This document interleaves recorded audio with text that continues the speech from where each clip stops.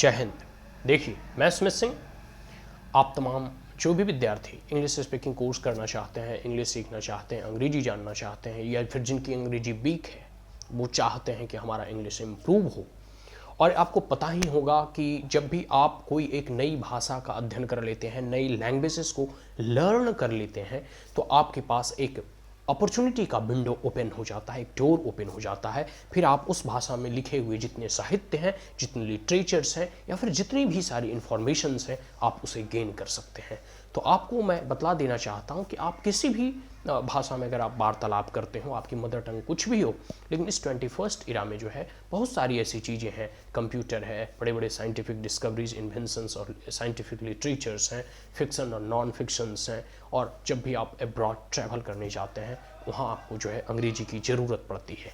मैं देखो किसी जो है भाषा को जो है कह सकते हो ना कि कम या जो है विशेष और विशेषण देना नहीं चाहता, लेकिन हाँ, जितनी आप कह सकते हो कि अभी मीडिया एंड कम्युनिकेशंस के लैंग्वेजेस हैं। हालांकि अब देखो जैसे जैसे समय बदल रहा है, आपको सोशल मीडिया पे जो है हिंदी वगैरह में भी टाइपिंग करने का जो है ऑप्शन मिलता है, ठीक है। लेकिन फिर भी एक अलंकार अगर हिंदी है तो उसमें एक अलंकार अगर इंग्लिश भी जुड़ जाए तो कोई नुकसान नहीं होगा, ठीक है। और इसमें आप जो है नॉलेजेबल ही जाने जाएंगे, ठीक है। तो मैं बार बार विद्यार्थियों से कहता हूँ कि अगर आपको इंग्लिश सीखना है तो कौन सी ऐसी 2 पुस्तक है जो आपको पढ़नी चाहिए। और कई सारे विद्यार्थी के द्वारा यह कमेंट भी किया जाता है कि आखिर हमें कौन से ऐसे बुक परचेज करने चाहिए जो कि इंग्लिश स्पीकिंग में जो है हमारी सहायता करे।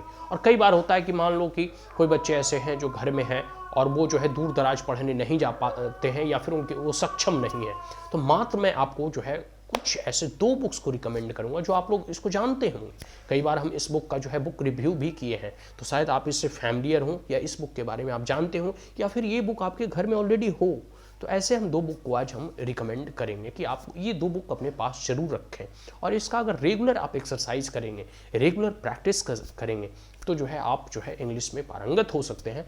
और हम भी कोई जो है एक प्रकार से कह सकते हो ना कि बहुत बड़े जो है रेन एंड मार्टिन या बहुत बड़े ये सब बुक से नहीं पढ़े हैं, ये सब सिंपल बुक से हमने ज्ञान अर्जित किया है और इसी से हम अपनी स्पोकन जो है करते हैं। और सबसे बड़ी बात है अभ्यास। देखो, कोई भी चीज़ का ज्ञान होना एक अलग चीज़ है, लेकिन स्पीकिंग और grammatical knowledge is totally 2 different things, ठीक है। आपके पास खूब ग्रामेटिकल नॉलेज है, लेकिन आपको अगर एक 5,000 या 50,000 की भीड़ में खड़ा कर दिया जाए और आपके अंदर खूब हेजिटेशंस हैं, तो आप बोल ही नहीं पाएंगे।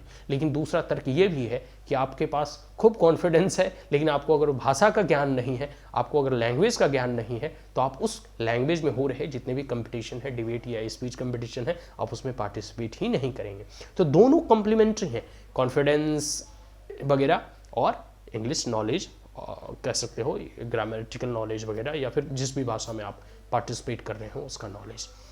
तो कई सारे डिबेट वगैरह, स्पीच कंपटीशन वगैरह इंग्लिश में कंडक्ट कराए जाते हैं। आजकल के इंग्लिश मीडियम का युग है। बहुत सारे जो बच्चे जो है अपने कह सकते हो कि इंग्लिश मीडियम स्कूल्स में पढ़ते हैं, लेकिन उनकी अंग्रेजी वीक होती है क्योंकि वो रेगुलर प्रैक्टिस और अभ्यास नहीं करते। लेकिन हम यहाँ 2 बुक के बारे में बात कर रहे हैं जिससे अगर आप प्रैक्टिस करेंगे, अभ्यास करेंगे, तो आपकी इंग्लिश इंप्रूव होगी, ठीक है। और आप जो है ना एकदम धारा प्रवाह जो है इंग्लिश बोल पाएंगे। यहाँ 2 बुक के बारे में ऑलरेडी हम पहले भी रिव्यू कर चुके हैं, आज भी मैं आप लोगों को दिखा देना चाहता हूँ। ये दोनों बुक है। एक बुक हमारे पास है कि ऑक्सफोर्ड जूनियर इंग्लिश ग्रामर्स की, और दूसरा है कि ऑक्सफोर्ड जो है करेंट इंग्लिश ट्रांसलेशन की। ये बुक आप लोगों के पास पहले भी होगा, और मैं ये कहता हूँ कि ये बुक का मैंने रिव्यू भी बताया कि ये बुक के अंदर क्या क्या क्वालिटी है। अगर आपने उस रिव्यू के वीडियो को नहीं देखा है तो उसे ज़रूर देखें कि आखिर ये दोनों बुक हमें क्यों परचेज करना चाहिए, इसका क्या क्या बेनिफिट है। पहली बुक जो हमारी ग्रामर्स की है, तो ग्रामर्स में देखो, मैं ये नहीं कहता कि आपको पूरे के पूरे ग्रामेरियन बन जाना है, एकदम व्याकरणविद बन जाना है, विद्वान पंडित प्रकांड विद्वान नहीं, लेकिन हाँ कुछ बेसिक इंग्लिश ग्रामर्स का नॉलेज होना जरूरी है। टेंस वगैरह, सब्जेक्ट वर्ब एग्रीमेंट वगैरह, जो भी सारी चीज़ें हैं, तो आपको इस ग्रामर के बुक में जो है इजली अवेलेबल हो जाएंगे। मात्र 50 रुपये का बुक है, आप इसे परचेज कर सकते हैं और जो बेसिक ग्रामर चाहिए आप उससे सीख सकते हैं। अब है ग्रामर तो सीख लिया, तो ग्रामर सीखना ही अपने आप में पर्याप्त नहीं है, क्योंकि हमें यहाँ ग्रामर का जो है क्लास नहीं करना है, यहाँ हमें स्पीकिंग करना है, हमें बोलने के लिए सीखना है। तो बोलने के लिए तभी सीखेंगे जब हमारे पास ट्रांसलेशन का पर्याप्त नॉलेज हो, क्योंकि जो भी हम सोचेंगे जो वो हम अपनी मदर टंग में सोचेंगे। मान लेते हैं आपकी मदर टंग हिंदी है, तो आप जो है हिंदी में जो है उसकी कल्पना करेंगे, आपका थॉट प्रोसेस हिंदी में काम करेगा, तो अब ज़रूरत है उसको ट्रांसलेट करके जिस भाषा को हम सीख रहे हैं उस भाषा में बोलने के लिए। तो इसके लिए ज़रूरी है कि आप ट्रांसलेशन का खूब अभ्यास करें। तो ऑक्सफोर्ड करेंट इंग्लिश ट्रांसलेशन से आप अभ्यास कर सकते हैं। यह भी बुक आपको 50-60 रुपये में ईजिली अवेलेबल हो जाएगी, कहीं भी उपलब्ध हो जाएगी। और जितना इसका अभ्यास करेंगे, मैं बोलता हूँ कि एक बार ना बनाएं, 2 बार, 3 बार, 4 बार, 5 बार, 10 बार, जितना बना सके आप इसको बनाएं। एकदम कह सकते हो ना कि कलम तोड़ पढ़ाई आपको करनी है। तो ये 2 बुक हैं। पहला है कि आपको चलना कैसे है, दूसरा है कि आपको चलते चलते दौड़ने के लिए यह बुक आपको सिखाएगा। ग्रामर का बुक सिखाएगा कि चला कैसे जाता है, और ये आपको प्रैक्टिस करके जो है सिखाएगा कि आखिर चल कर जो है अभ्यास करें, देखो चलने में आनंद आता है या नहीं। अब जब धीरे धीरे चलना प्रारंभ करेंगे तो आपको दौड़ने की भी कला आ जाएगी। तो वही इंग्लिश में है कि पहले इंग्लिश का बेसिक जो ग्रामर है वो आप सीख लें, फिर ग्रामर सीखने के बाद आप जो है इंग्लिश स्पीकिंग का सबसे अच्छा माध्यम है प्रैक्टिस का जो है वो है ट्रांसलेशन। ठीक है, जितने ट्रांसलेशन आप करेंगे उतनी अच्छी इंग्लिश होगी, साथ साथ वोकैबुलरी वगैरह भी मजबूत होगा। और बहुत सारी चीज़ें हम बार बार बताते रहते हैं कि कॉन्फिडेंस कैसे बिल्डअप किया जाए, किस प्रकार से हमें प्रैक्टिस करना चाहिए। क्योंकि देखो, ग्रामर का नॉलेज होना अलग बात है, ट्रांसलेशन का नॉलेज होना अलग बात है। अल्टीमेट जो किंग मेकर होता है वह होता है आपका confidence. Level of confidence decide करता है कि आपका कंटेंट कैसा है और उसे आप किस प्रकार से प्रेजेंट करते हैं।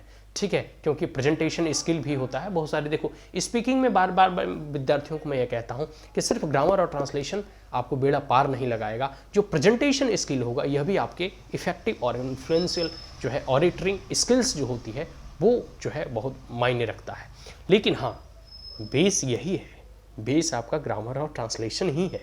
ठीक है, तो आप पहले अपने बेसिक चीज़ों को मजबूत करें। तो बेसिक चीज़ आपको इन 2 पुस्तकों के माध्यम से आप मजबूत कर सकते हैं। तो आज के लिए इतना ही।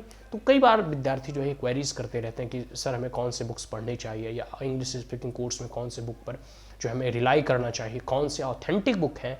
ठीक है, तो मेरे द्वारा अगर रिकमेंड, मैं खास करके यूपी, बिहार, झारखंड ऐसे विद्यार्थियों ठीक है जो हिंदी भाषी क्षेत्र के हैं, उनके लिए ये पुस्तक रामबाण औषधि की तरह है।